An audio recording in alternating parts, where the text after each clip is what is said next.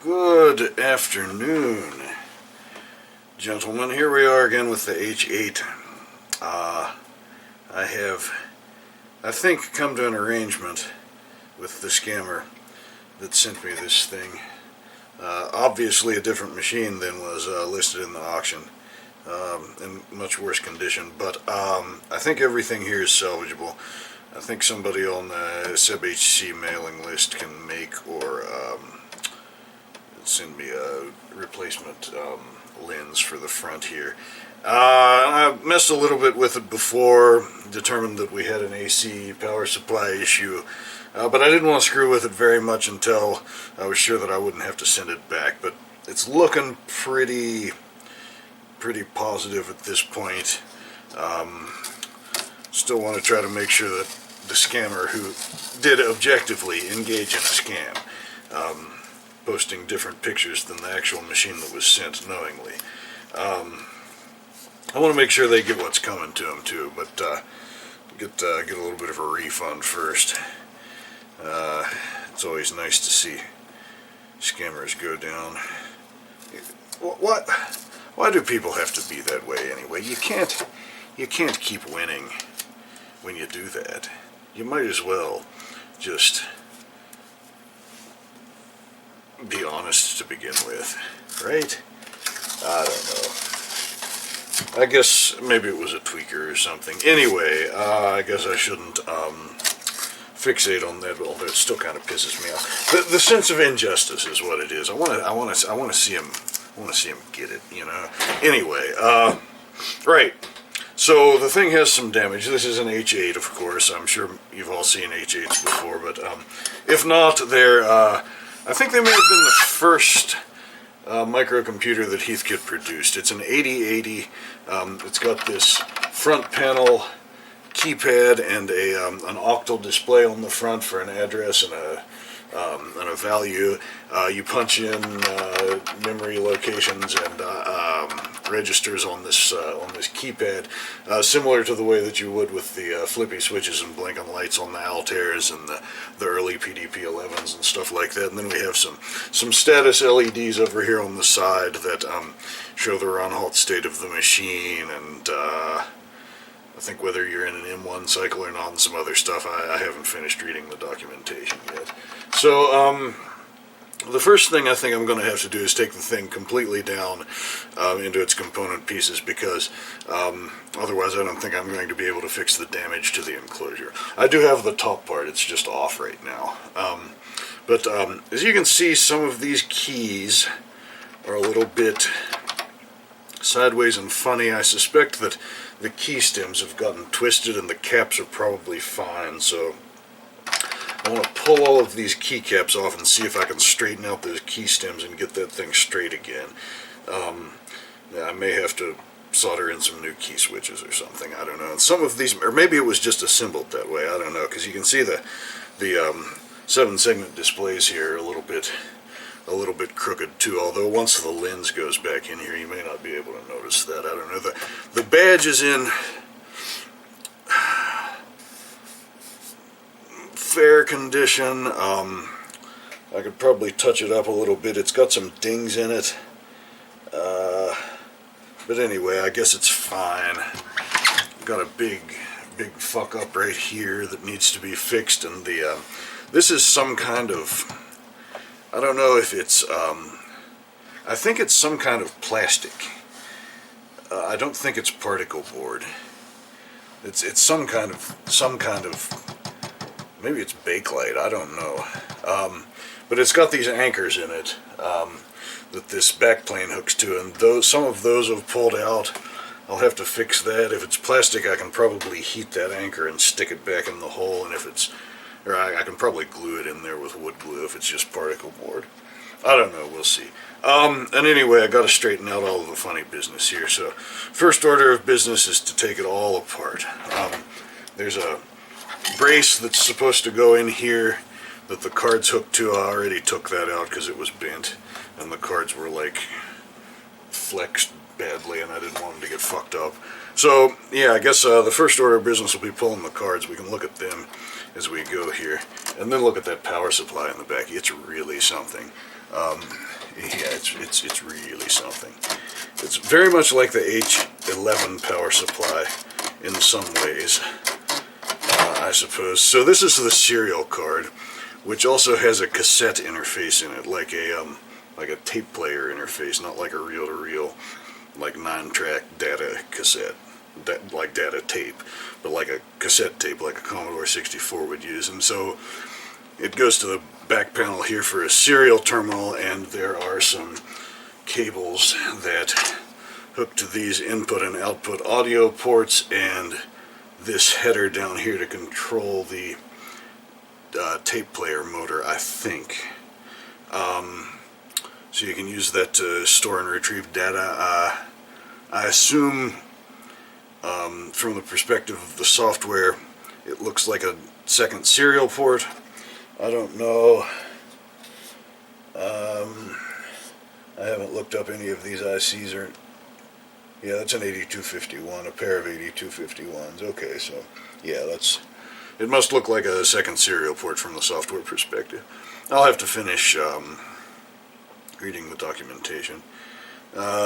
Anyway, I'm sure it's in the manual when I go to look in it again. I'll probably make a different cable for this. It's got a DB9 connector on it anyway for serial port. But for when I put this back together, note to self, the gray wire goes on top, so I'll just unplug this for now. So here's the serial card, and oh yeah, so this bracket on the side, you'll see that there's a voltage regulator screwed onto that. That's kind of a cool thing, I guess.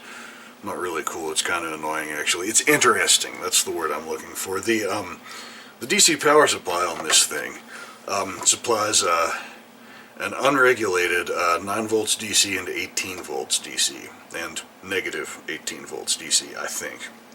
I have to look in the manual again. So each card has to have its own regulator on it to supply like stable 5-volt logic levels to the ICs. So that's an interesting design decision.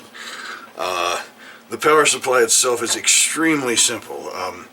The AC mains go into this big transformer. It's got multiple taps on it, a 9 volt and a center tapped 18 on each side. This is the 9 volt DC. This is some great big rectifier diodes down here mounted on this plate. Rectifies it to 9 volts DC, smooths it through this gigantic soda pop can sized electrolytic capacitor, which is pretty neato. And then on the back plane here, this is the back plane. Well, I'll tilt the thing sideways later so you can see the back plane. But you can see, well, you can see one of them. There are two smaller but still large electrolytic capacitors mounted to the back plane here, and I think those are the filter capacitors. I think those are the filter capacitors for the positive and negative 18 volt supplies, and this one at least is obviously, I mean, there's some funny business going on here. We'll take a look at it later. It's starting to break down, I think, so we'll have to replace those. This big one is probably fine. The one in the H11 was fine. It seems like the bigger they are, the less they go bad to a certain point. It's probably good enough for to serve its purpose, even if it's not as good as it was originally. And this plate was originally bolted up here like this too. I'd taken that off and laid it over when I was trying to figure out what was wrong with the thing. It turns out that the AC power switch is what's screwed up, which is interesting. I thought I had the exact replacement. I don't. I have a switch that is almost exactly the same, except it's center off double pole, single pole double throw. So that won't make a good power switch. I'll have to get a replacement, I guess. I've got some bigger ones, but I don't want to mill out the case or anything, so I'll just get the right thing instead of trying to cheap out and use the junk I've got, I guess. Here comes Mr. Beefy. He wants to help. Are you a good boy?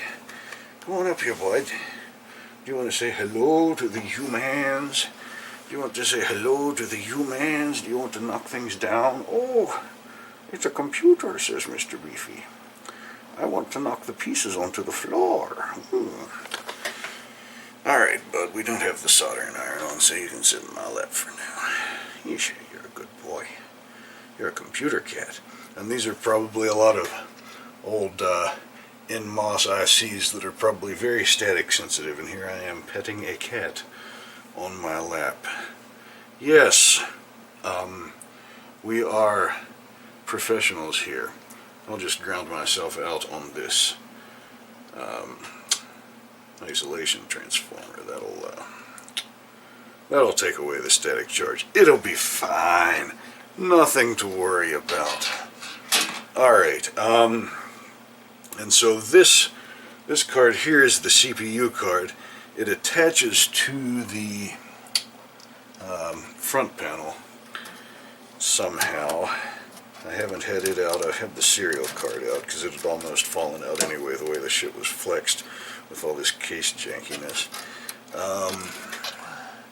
Oh, that's just a tiny thing. So, note to self, for reassembly, the black wire goes on the right. So let's unplug that header. Alright, here's our CPU card. Here's our 8080A, which is most certainly an NMOS chip. Let me ground myself upon the isolation transformer again. Mr. Beefy, you shouldn't be here. This is very simple. I assume that this is the system ROM right here in this socket. TIM8238. Oh no, that's not. That's a 74S438. That's not a ROM. This must be the ROM right here. I am a dumb ass. Yeah, that's got to be the ROM right there. I don't remember what the 438 is. That's some kind of decoder chip. I remember that big wide 74 series chip, encountering it another time and being like, the fuck? And then looking it up, but I cannot remember what it does. 438, that's some kind of, hell, I can't remember. I don't want to look like even more of an idiot by guessing. I think it's some kind of, yeah, I'm pretty sure that's some kind of decoder. It was, what did I see that thing is? I think the other place I might have seen one of those might have been in those Z80 gas pump controller boards that we disassembled like in some video years ago. I can't remember. So, yeah, very simple CPU card. An interesting thing about the H8 here is, if I call this an H11, I'm sorry. I know I'm going to do it eventually. Bear with me, I'm a dummy.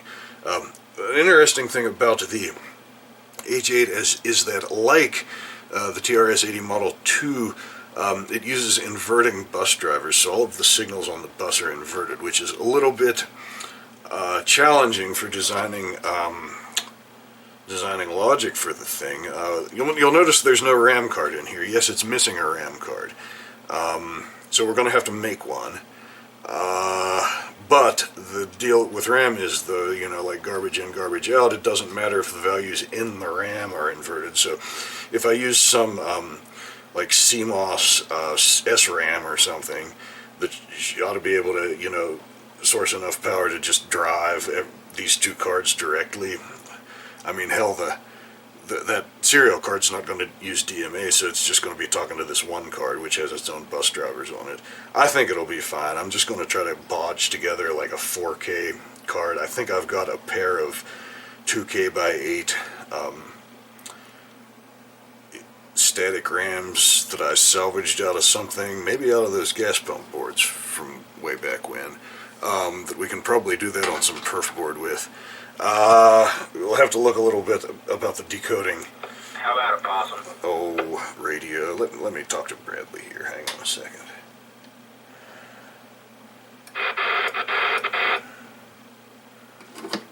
Bradley?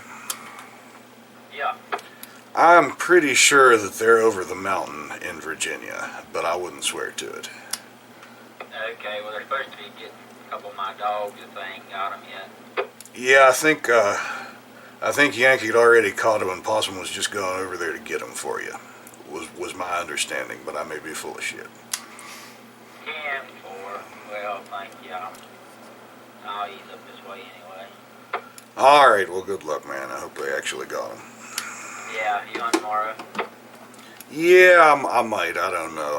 I skipped today because my mother was still in town. I wanted to see her off when she left, but I'll probably go tomorrow. I think I'm over that cold. 10-4. I think we're going to hunt down Homer tomorrow. Yeah, that's what I'd gathered. I like hunting down there a little better anyway. I hear y'all had a hell of a time this morning. Yeah, well, if you need, if Brock and Jake can go tomorrow and you need a ride, you can ride with me if you want. Yeah, alright, I'll keep that in mind. Thanks, see you later. Yeah, see ya. Alright, where were we? Shit. I can't remember what I was talking about. We were talking about the CPU card. We were talking about static RAM. Yeah, so I think I can just bodge together a RAM card on some proto board. I don't think I've got any right angle female headers. That may present a problem. We'll figure something out. Anyway, I am once again shitting at the mouth. As is my wont, let us continue with the disassembly. Now let me see. This front plate is not part of the bottom. I think it'll come off by itself. Right, Mr. Beefy? And that'll give us a better look at the front panel circuit board. And I bet I can lose this screw. It's being a pain in the ass to get out due to this screwed up place here. There we go. Very good. Excuse me, Mr. Beefy, I need to get my head in here. Are you being mistreated, Mr. Beefy? Are you not being petted enough? Oh, you're such a spoiled cat. You are such a spoiled boy. That's alright. Will my face be delicious when I die alone and you eat my body, Mr. Beefy? I bet it will. I need to eat more chocolate so I can fatten up and be tasty for you. Alright, let's see here. I shouldn't say things like that. It's macabre and weird. Mr. Beefy, do not eat the screws. They are not for cats to eat. You know what? I am a sack of shit, and I'm not going to edit this video at all. I'm just going to put it on the internet, and if you don't like it, I guess you can fast forward through it, or just not watch it. That's fine. I am not... Mr. Beefy, do not knock the screw onto the ground. That is not for a kitty cat, I'm sure. Alright. Now, excuse me, bud. It's gonna land on your head. Oh, is that a fun sound or what? Alright, so this should come off now. This, and this. Oh, is there a screw down there in the bottom? No. By golly, it feels like it's still anchored there somewhere. Am I just this dumb, Mr. Beefy? Is that what the problem is? I think it's just, yeah, it's just stabbed into the plastic there where everything's fucked up. That's what it is. And this clip has to come off, I think. Oh shit! Keycaps. Oh shit. Oh shit. Did anything break? Oh, God damn it. No. Okay, I think we're fine. We didn't lose anything. Nothing's broken. Oh, Jesus. Why am I so dumb? I'm going to destroy it before we've even started. Mr. Beefy jumped down anyway, so we don't have to worry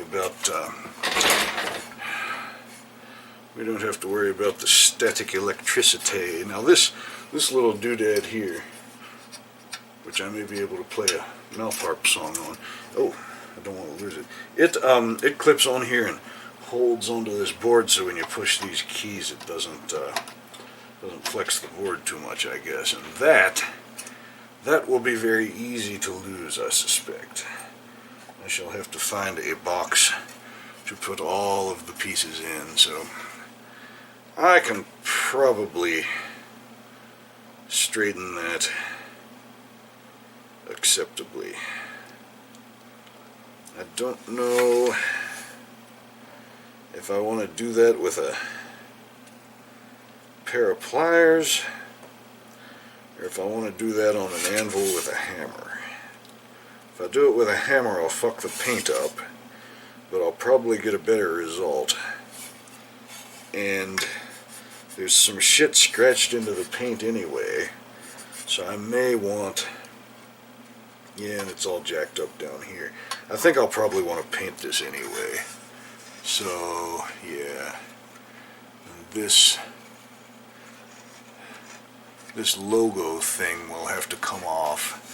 I'll bet that'll be very hard to get off of there without fucking it up. I'll do a little research on that before I break something. We do not want to break the things. So here is the front panel circuit board and the key switches that came off because I'm a dumb shit. Let's see here. Are these symmetrical? I believe so. So the plus, no, they're not symmetrical. Yeah, they are. The plus was there. This will be the 9. Those are not very tight on those key stems at all.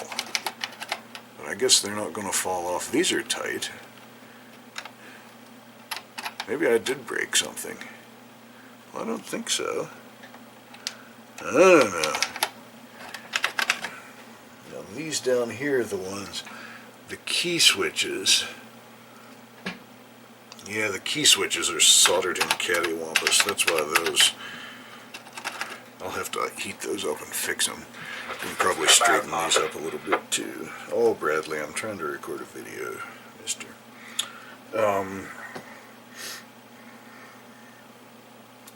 So yeah, this front panel, the CPU card communicates with it through a couple of I/O ports, and the monitor program runs out of that ROM on the CPU card, and you can address the individual segments of the 7-segment displays programmatically rather than just punching in numbers 0 through 7 octal.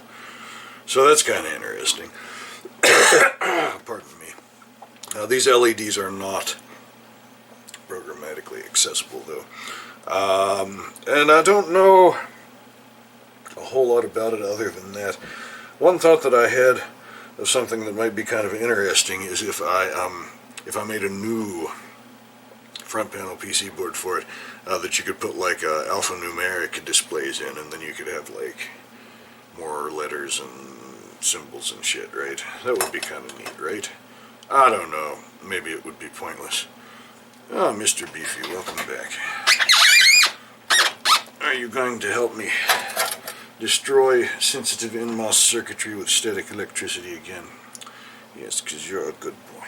That's right. So here's some broken plastic on the thing. I can probably... Oh, shit!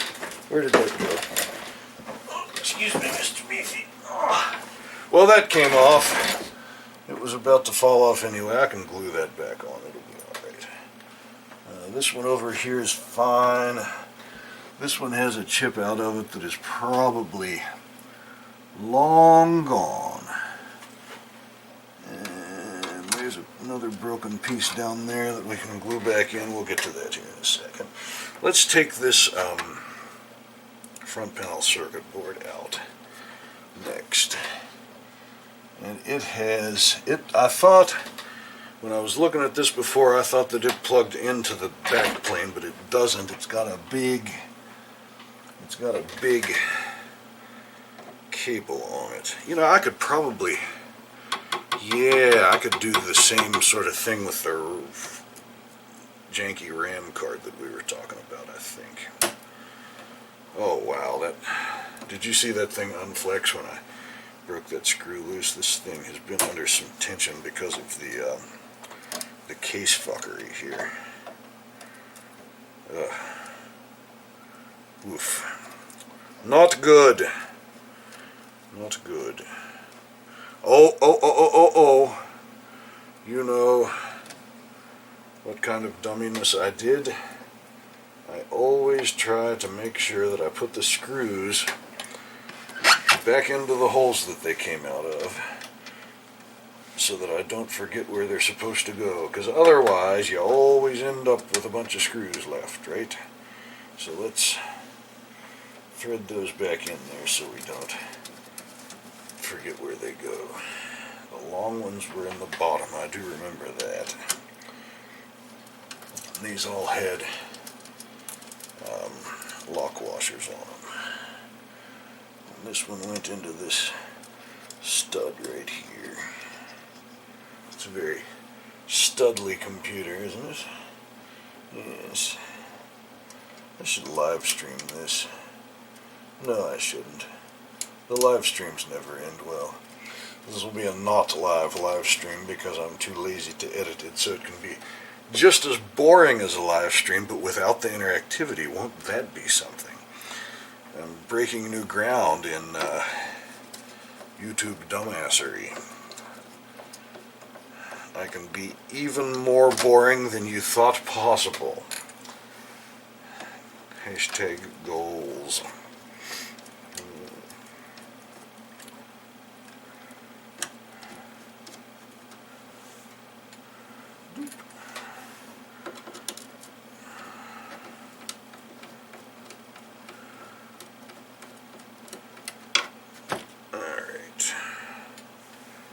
Now, don't roll away, screwdriver. Let's hope we don't lose those keycaps again. They were awfully loose. Okay, these are helpfully labeled top and bottom. So that should be easy to reassemble correctly. That was very kind of them.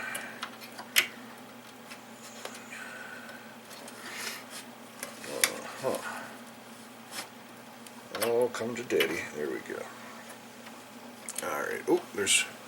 What is that? That is the speaker connection. Right here. Coming onto the board in the back. And the orange wire is on top for future reference, although that probably doesn't matter. Ooh, that is tight. There we go. All right.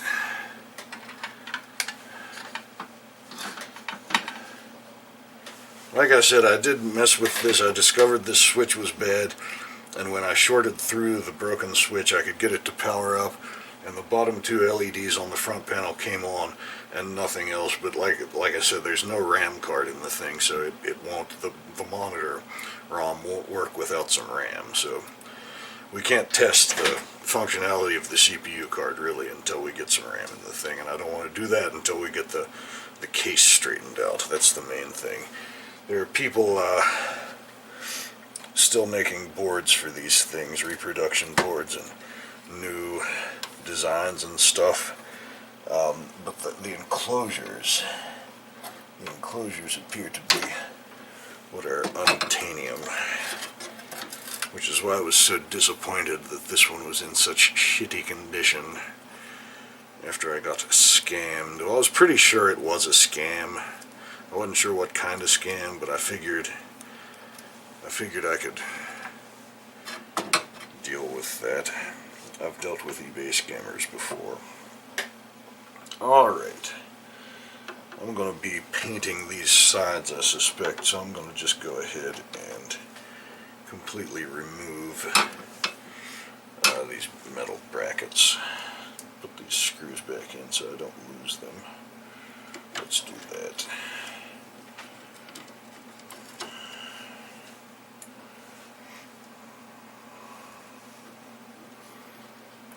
I'm not going to paint the insides, just the just the outsides that you can see. Well, maybe I will. Maybe I'll make it all pretty on the inside too. And then maybe we can make some kind of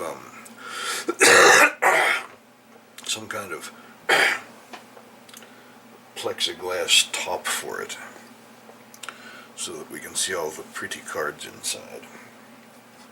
Although that would be more exciting if it were wire wrapped, wouldn't it?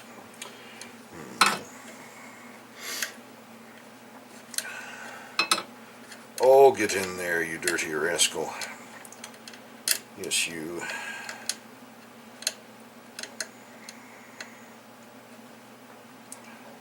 In.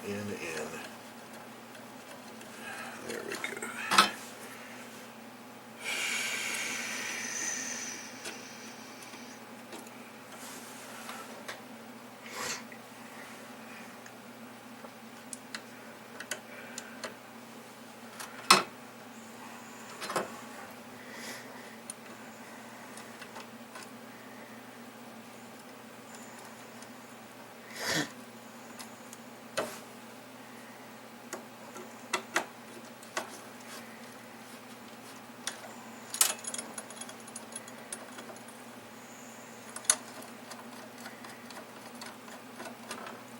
Bracket. Put you back in here temporarily. Yeah, that is some kind of plastic, isn't it? I thought it was some kind of particle board with a plastic coating. And I think it is.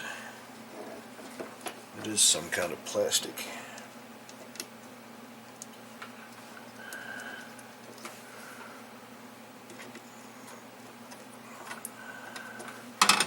Alright, here's a broken thing on the bottom. We'll keep that thing to glue back in later. Let's see. We can't get that speaker cable out until the back plane's out. The back plane is soldered to the transformer. There. Probably ought to just desolder those. Maybe I'll put a connector in there. No, I'll just desolder them for now. Hello, Mr. Fluffles. Are you coming for attention now? You are a good boy too. And you are even more of a static cling monster than Mr. Beefy is. Yes, sir. Oh, Mr. Fluffles. But you're not a lap cat, are you? I'll pet you anyway, because you're a good boy. Yes, sir. Oh, more pets. Demand the pets, Mr. Fluffles. You are a filthy, filthy cat. Rastafarian cat. You are really something. Yes, sir. You need to groom yourself better, Mr. Fluffles. That's the pot calling the kettle black, says Mr. Fluffles. The cliches. Alright, yeah. I'm gonna go do something different for a while because I'm a spurg and I just saw a shiny squirrel somewhere else. Thanks for joining me.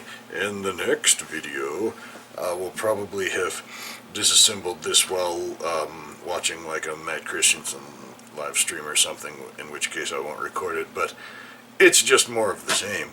Take out screws. Things come apart. Amazing! Okay. See you later. Thanks, bye. Okay, I took a little break there. Here's the back plane. I had to desolder the power supply from it. This is that positive and negative 18 volts AC, and this is the 9 volts DC.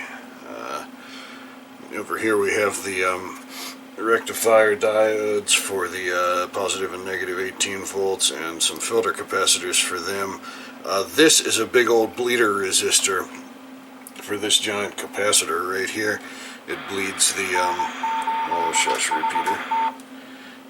it bleeds the charge off of this capacitor slowly when the power is off, so you hopefully don't, you know, weld your screwdriver onto it trying to discharge the thing.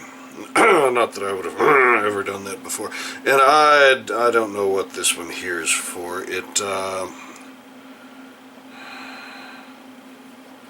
It appears to be, oh, okay, that's a bleeder for these capacitors, I suppose. It's interesting.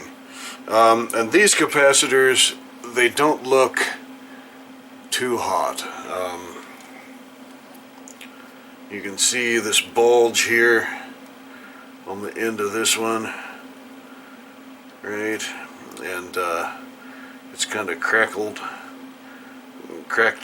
open there, and this one here is the same. So I'm going to go ahead and replace those, whether they test good or not. Those are 2.2 2200 microfarad, 25 volts. I'll probably have to put a couple in parallel across there for each of those, but that's fine. I'll deal with that later. These pin headers are the bus. There's nothing complicated about it. It's just, you know, straight through the whole way. There aren't any termination resistors or anything on the back plane or anything like that. These pins are apparently tin plated, and according to the mailing list, the Heathkit H8 mailing list, shush repeater, those will corrode after a while, and I ought to replace them with gold plated ones. I guess pin headers are cheap, so I might as well go ahead and do that here at some point. But I want to fix the enclosure first. So let me put this up, and we'll see if we can rip the rest of this apart. Yeah, and I don't think I'm going to edit this much. If you guys are that interested in this, you can listen to me at double speed or something, so I'll sound funny, because that's always fun, right? I'm too busy to edit videos. Sorry. Alright. Let's see if there is a charge on this capacitor before I go sticking screwdrivers on it and stuff. Very, very little. Alright.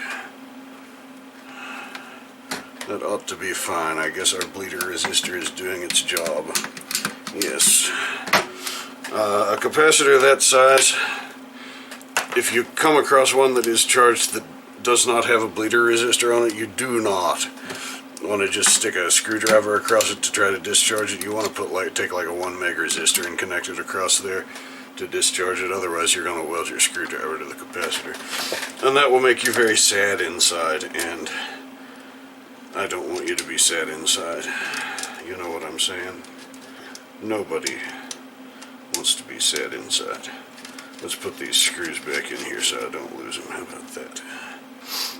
I'm going to have to find some paint, some kind of black crinkle paint for all of this black stuff, and some kind of tan paint that will match the front panel, because it's full of scratches. I'm probably going to have to wet sand it to get it nice, and then spray paint it with something appropriate. If you happen to know the exact paint color for that, I'm also going to ask on the H8 mailing list. The Society of 8-Bit Heathkits, SebHC, I think it is. I'm sure they have encountered that question before, and will quickly inform me, because they seem like a bunch of nice gentlemen over there.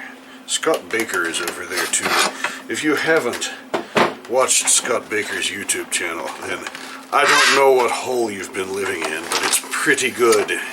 So do that, or I will haunt you after I die and the cat eats my face off. Alright, let's take this big capacitor out of here.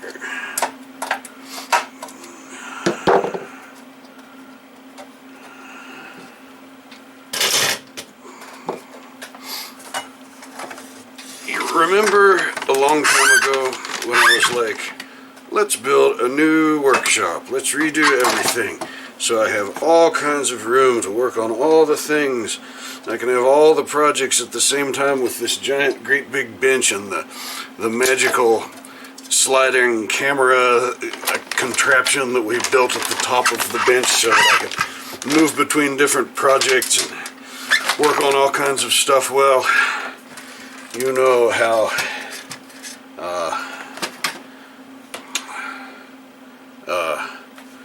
junk always accumulates, to fill the available space, I'm sure.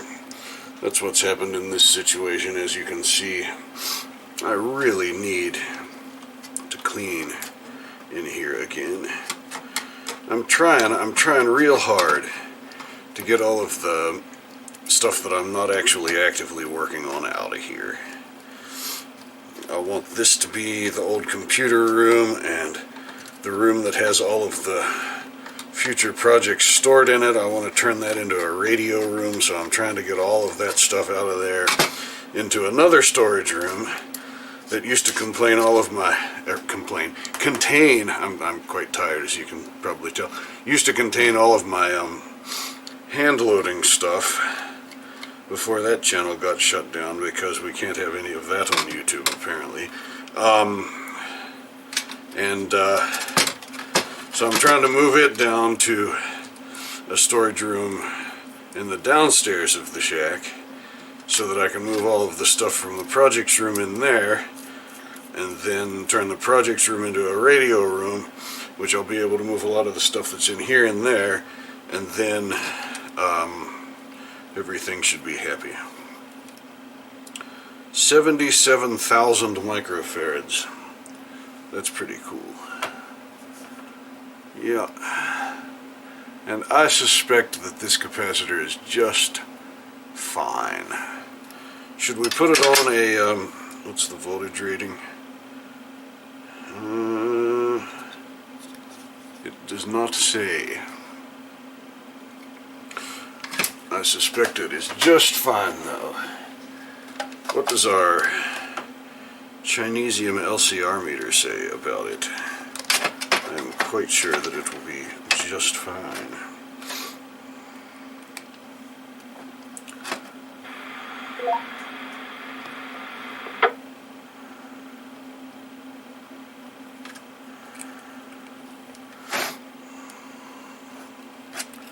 Can we clip it on there even? Oh, the capacitance of those leads isn't going to screw us up. It'll be fine.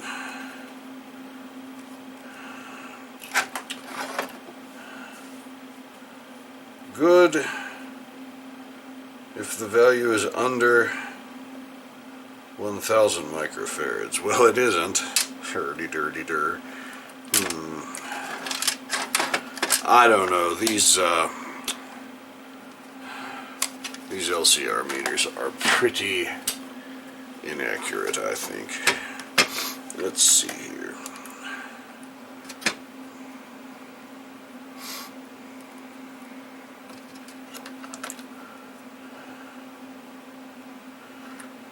This is probably off scale.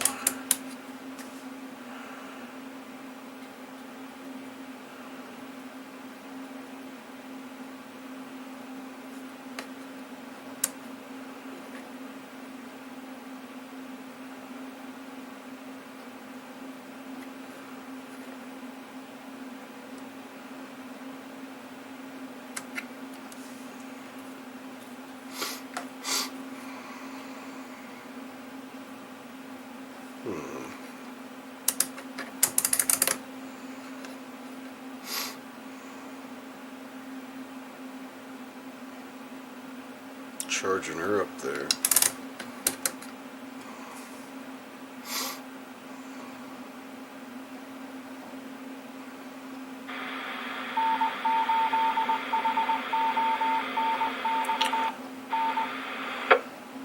Oh, shush, repeater.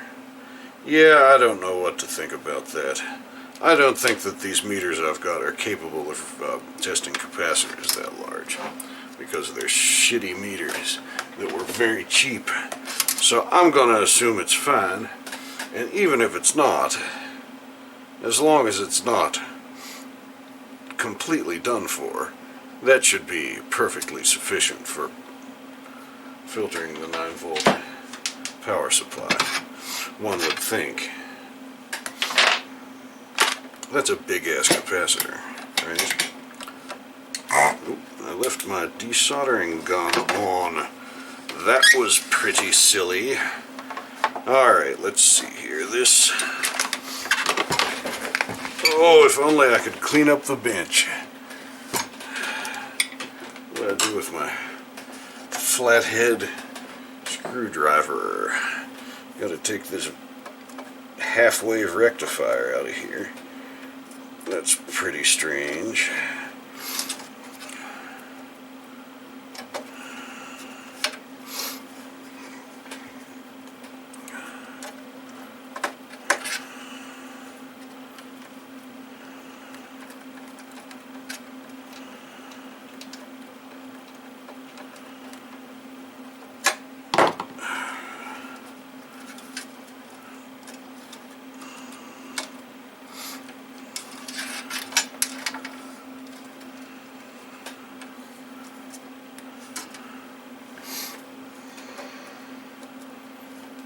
That one's not even tight.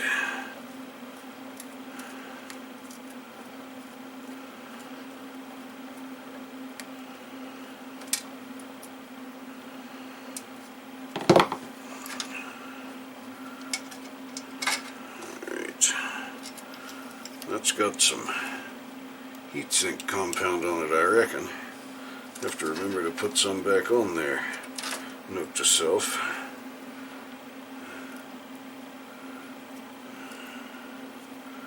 Put these nuts back on here so we don't lose these little screws.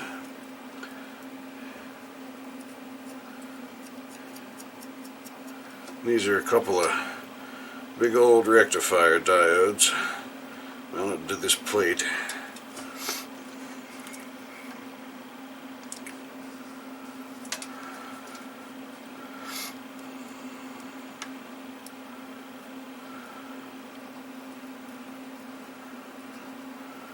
That can just hang there. And this was supposed to go on here. Let's put that back on there before I forget what I'm doing.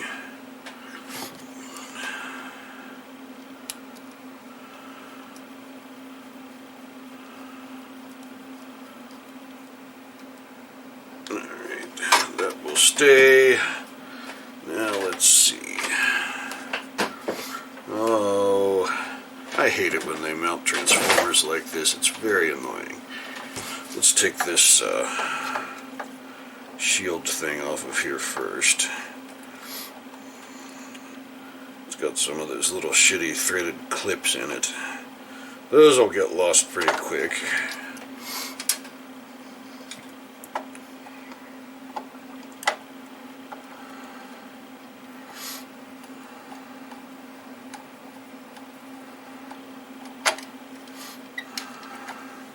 Now, I futzed around with this the other day and discovered that the problem is actually that the power switches has failed. So that's a little strange. Let's see. These are going to have to come out of here. So the normal and low power switch is on this side, and the 120, 240 switch is on this side. So note to self when we reassemble it. Excuse me.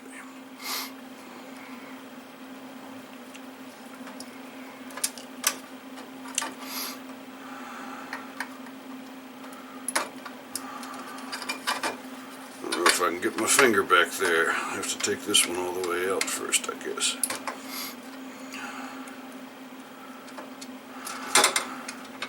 Oh, there's... Shit, dropped my screwdriver. There's no nut on these.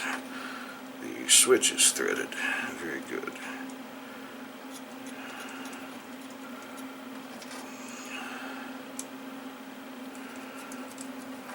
Come here, screwdriver. Oh! Oh, grunt. Pain. Oh. Okay.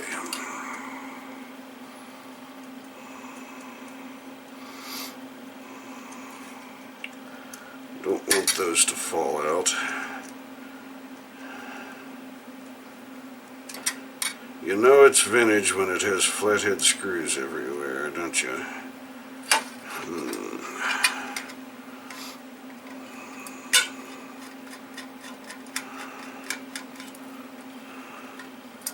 So yeah, as you probably gathered, I did finally come to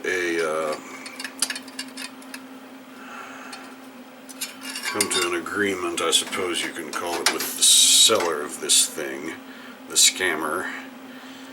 I got a partial refund, not as much as I would have liked. I mistakenly agreed to a lower sum at one point because I just wanted to get the shit over with. And then she had changed her mind again and wanted it sent back, and I was like, screw you, I'll just talk to eBay, except I tried to be more polite than that about it. So I finally talked to an actual human, and they said, yeah, we'll fix it, and they did, so that was good. But I didn't try to, well, there went that screw. I didn't try to,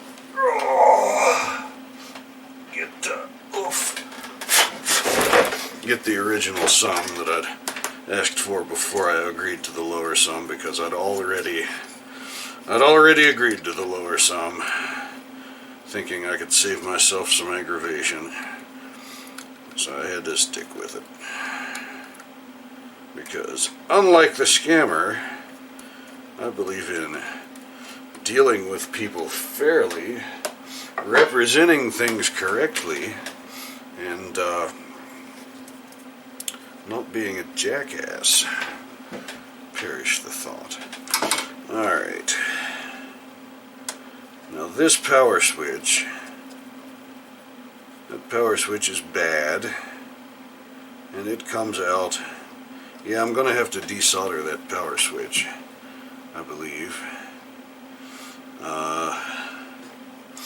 We've got a fuse holder that will probably come out that way as well, and this receptacle will go out that way as well. Well, I've got the manual. I can just follow the assembly manual to put this stuff back together, so I guess I'll just desolder it from this stuff. It'll be fine. The switch is bad anyway. I don't know if I can get into it and fix it or not. I suspect it's just gobbledygook inside. I may have to add some funk to that to get it to come. I could just cut it. That would probably be the best. It'd be easier to clean up once it's out.